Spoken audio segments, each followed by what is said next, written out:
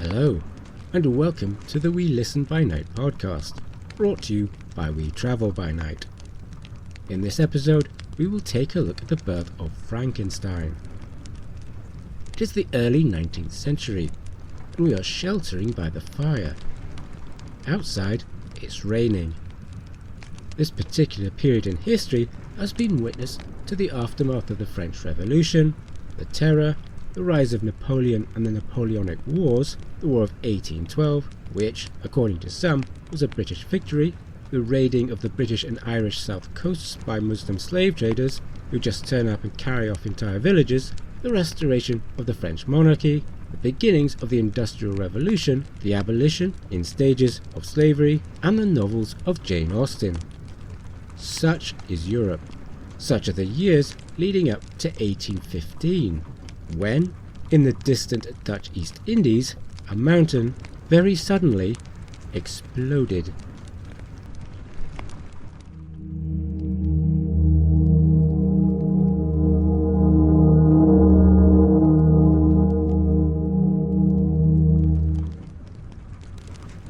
On Monday the 10th of April 1815, Mount Tambora erupted. The eruption ejected nearly 9 cubic miles of material into the atmosphere. The resulting atmospheric dust spread around the world and caused what some have called a volcanic winter. One location affected was Western Europe. Europe was firmly in the grip of the Little Ice Age, and having struggled through the Napoleonic Wars, it really wasn't in the mood for a bit of cold and famine. But in the summer of 1816, cold and famine was what it got. Crops failed, typhus raged, people starved and rioted. The summer lacked warmth. And in Switzerland, 2 English poets, a doctor, and a pair of half-sisters found their holiday travels curtailed by incessant rain. One distant volcano, one wet summer, one house of radicals and poets, and very probably more than a little opium. From this potential mixture of elements, we got a science fiction horror classic. Introduction to Frankenstein. Frankenstein, or the modern Prometheus, was dreamt up almost literally by Mary Godwin. She was 18. It was published 2 years later in January 1818 in 3 volumes. It was anonymous, and many believed it to be the work of Percy Shelley, as he had written the preface. In 1823, Frankenstein was republished in 2 volumes, and the authorship of Mary Godwin, now Mary Shelley, was made public at last. It was a shock for polite British society. How could a young English woman write such a dark and terrifying tale? In 1831, a new revised 3rd edition was published as a single volume, with an introduction from Mary Shelley herself. She answered the question. We will come to that shortly, but what about Frankenstein? Well, the story is set sometime during the late 18th century. It is framed by the narrative of Captain Walton, a would-be polar explorer who encounters a half-starved madman on the ice. He is called Victor Frankenstein, and he is a wreck of a man. He is obsessed, to the point of self-destruction, with the pursuit of a mysterious figure, and after recovering aboard Walton's ship, he tells Walton his story. This story is the second narrative, and it, in turn, frames a third narrative. The third narrative comes from the creature who tells Frankenstein his story. The book Frankenstein is, therefore, a tale, for monsters, inside a tale, Frankenstein's, inside a tale, Walton's. Misconceptions. Due to its fame through theatre productions and cinema, a few misconceptions have grown up around Frankenstein. It's one of those examples of a story everyone knows, but few have ever read. The monster is not Frankenstein, at least not literally, and far from being the lumbering creature of cinematic fable, by the midway point of the novel, the creature is capable of rapid movement and intelligent speech. The hero, or should that be anti-hero, is not called Dr. Frankenstein, or von Frankenstein. Victor Frankenstein is a university student in his very early 20s. He enters the University of Ingolstadt at age 17. After 2 years, he begins work on what will become the monster, and this work goes on for about 2 years and includes research and experimentation. Victor Frankenstein is 21 when the monster grows into life, and after a period of fever and illness and bad weather, Frankenstein returns home to Geneva, a 22 or 23-year-old, by which time the monster has killed for the first time. He does not make his creature in some lofty castle, nor does he cry, "It's alive!" Instead, his laboratory is in an upper room of his university accommodation. It may also be worth noting that the word scientist had yet to be coined and widely adopted. Instead, they were called natural philosophers. On another subject, one seldom speculated on, there is a question I would like to raise concerning Walton. Although often called Captain Walton, Walton, whilst an experienced sailor by 28, does not own his ship. Instead, he hires a ship in Archangel, a ship which has its own master. On merchant ships, the captain is referred to as the master, and at times he is the owner of the ship. It was in the Royal Navy in this period that the term master referred to the ship's navigator, not the captain. And yet, Mary Shelley has the master introduce Walton to Frankenstein with the words, "Here is our captain, and he will not allow you to perish on the open sea." What does this mean? Is Walton the captain of the ship, or only the client? Does the master mean only that Walton is the expedition leader? The creator of Frankenstein. The author of Frankenstein, Mary Wollstonecraft Shelley, was the daughter of left-wing radicals William Godwin, described as an infamous radical of the anarchist left, and pioneer feminist writer Mary Wollstonecraft. Young Mary Shelley was surrounded by death. Her mother died only 10 days after giving birth to her. Her first baby, born out of wedlock, died before she could be named. Her elder half-sister, Fanny Imlay, died by her own hand. The spurned first wife of her future husband drowned herself. Mary's second child, William, died only 3.5 years after being born. Her third child, Clara, died as a baby, and she herself nearly died of a miscarriage. Her husband, the poet Percy Shelley, died at sea, and their friend Lord Byron died during the Greek War of Independence. I think, don't quote me on that. Given the rigours of early 19th century European travel, perhaps this trail of death could have been prevented or at least lessened by staying in one place for a while. Whilst we call it Mary Shelley's Frankenstein, Mary was not married to Percy Shelley at the time of its initial composition. Percy was married to Harriet Westbrook, but eloped with the 16-year-old Mary Godwin, even whilst Harriet was pregnant with his child. Some 2 years later, Harriet was found drowned. The death of Shelley's wife, the very convenient death of Shelley's wife, allowed for a very rapid marriage to Mary Godwin to take place. 5 years later, Percy Shelley himself drowned. It seems history is not without a sense of irony. All this death seems to have made an impression on Mary Shelley, as she wrote in later life, "Some have a passion for reforming the world. Others do not cling to particular opinions. That my parents and Shelley were of the former class makes me respect it. I respect such when joined to real disinterestedness, toleration, and a clear understanding.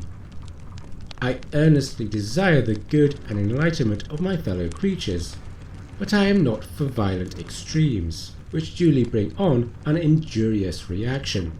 I have never written a word in disfavour of liberalism, but since I had lost Shelley, I have no wish to ally myself to the radicals.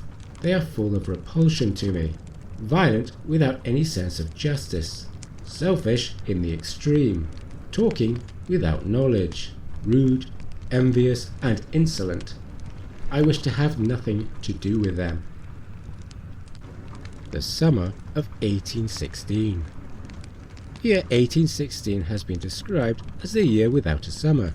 The 100 days which marked the end of Napoleonic ambitions were a year in the past, and Europe was sinking into a period of relative peace. Travellers crossing through Western Europe still had to carry with them the newfangled passport, which was to be later reintroduced, only this time permanently, during the First World War. But the effects of the distant Mount Tambora had yet to be felt when Percy Shelley took his lover, Mary Godwin, their baby William, and her half-sister by marriage, Claire Clairmont, on a journey to Switzerland. There they rented a cottage on Lake Geneva and met the somewhat infamous poet Lord Byron. Byron was travelling with his physician, Dr. Polidori, and at least 3 servants, William Fletcher, Robert Rushton, and a Swiss man called Berger. I wonder if he ever had a beef with anyone. The Shelley party's cottage was only 8 minutes' walk from the house, the Villa Diodati, that Byron had rented for 125 louis. The fine weather turned. Both Mary Shelley and Dr. Polidori, writing of those days, make mention of a great deal of rain. A preface to Frankenstein, written by Percy Shelley, describes what happened next. The season was cold and rainy, and in evenings we crowded around a blazing wood fire, and occasionally amused ourselves with some German stories of ghosts which happened to fall into our hands. These tales excited in us a playful desire of imitation. 2 other friends, a tale from the pen of one of whom would be far more acceptable to the public than anything I could ever hope to produce, and myself agreed to write each a story, founded on some supernatural occurrence. The German stories came from a volume called the Phantasmagoriana, and the subsequent issuing of the Ghost Story Challenge seems to have occurred on the 17th of June. The result was a fragment by Byron, which Polidori later expanded into his short novel The Vampire and Frankenstein. Rain, cold, and a warm fire. Was there anything else? Who was present? Well, we have Lord Byron, 28 years of age, and the sort of man who falls like a thunderbolt upon a chambermaid, at least according to Dr. Polidori's diary. Percy Shelley, the 23-year-old romantic poet, who was the son of a baronet, an acolyte of William Godwin, and an adulterer. Dr. John Polidori, Byron's travelling physician, only 20 years old, having gained his doctorate at the remarkable age of 19. He was related to the Rossetti family. Miss Mary Godwin, 18, the daughter of radicals, and her little son William, who was the second child born out of wedlock with Percy Shelley, and, thus far, the one who had survived. And Miss Claire Clairmont, whose real name was Jane, and who was the half-sister by marriage to Mary. She became mistress to Byron for a season. I wonder if he fell on her like a thunderbolt. Reading accounts of that summer, I can't help but sense a feverish atmosphere at the Villa Diodati. Dr. Polidori says in his diary, for the 18th of June, 12 o'clock, really began to talk ghostly. L.B., meaning Lord Byron, repeated some verses of Coleridge's Christabella, of the Witch's Breast, when silence ensued, and Shelley, suddenly shrieking and putting his hands to his head, ran out of the room with a candle, threw water on his face, and after gave him ether. He was looking at Mrs. S., meaning Mary Godwin, and suddenly thought of a woman he had heard of who had eyes instead of nipples, which, taking hold of his mind, horrified him. This seems a rather extreme reaction for a bit of poetry. These were either high-strung fellows, or they were on something. Mary wrote that having listened to intense intellectual conversations concerning Galvanism, Dr. Erasmus Darwin, and the question of whether man was to be thought of as merely an instrument, she went to bed. But when I placed my head on my pillow, I did not sleep, nor could I be said to think. My imagination, unbidden, possessed and guided me, gifting the successive images that arose in my mind with a vividness far beyond the usual bounds of reverie. She went on. I saw, with shut eyes but acute mental vision, I saw the pale student of unhallowed arts kneeling beside the thing he had put together. I saw the hideous phantasm of a man stretched out, and then, on the working of some powerful engine, show signs of life. and stir with an uneasy, half-vital motion. Radicals, archetypes, poets, intellectuals. Among with adultery, possibly a little something to stimulate the intellect, and the unseasonable weather keeping them indoors. A potent brew. Questions on her mind. Mary Godwin's reading in the years and months leading up to that summer and beyond included a great many books of a Gothic, classic, scientific and or philosophic nature.